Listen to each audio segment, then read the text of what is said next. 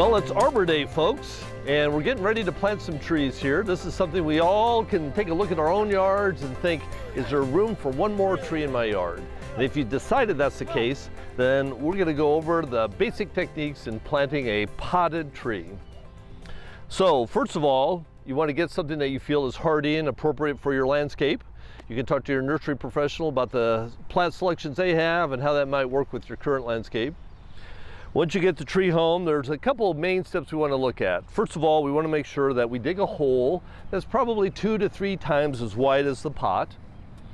Then we want to make sure that we don't plant the tree too deep. So using measuring tape or your shovel or something to kind of figure out how deep you need to make the hole. So we dig our hole, make sure it's not too deep. We remove the pot from the tree.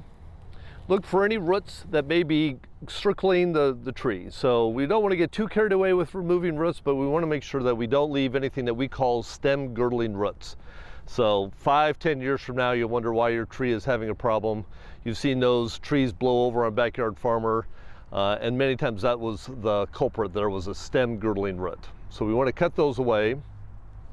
Make sure that we get to the root flare of the tree, so we'll make sure that we don't plant it too deep. Occasionally there might be an inch or two too much soil on top of the root ball, so we'll want to peel that away, get that tree planted at the right height, water it in well, and then add a couple inches of mulch. Make sure we're not piling mulch around the base of the trunk of the tree.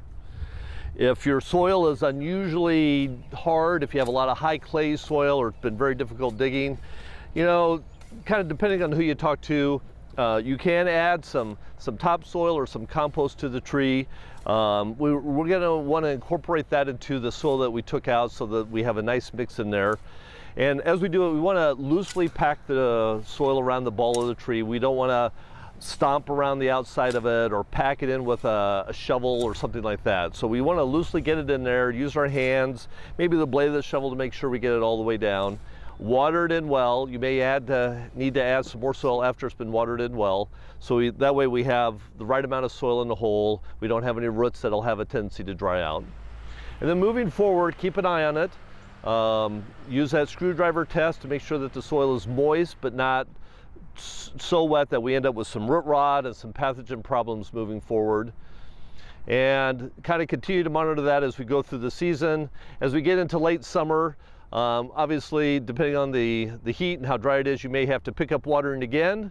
And then as we get into the fall and the winter, it's always a good idea, these newly planted trees, to kind of keep an eye through the winter going into next spring, especially if we have a drier winter than we've had this past year. You may need to supplement the tree with some watering as we move forward.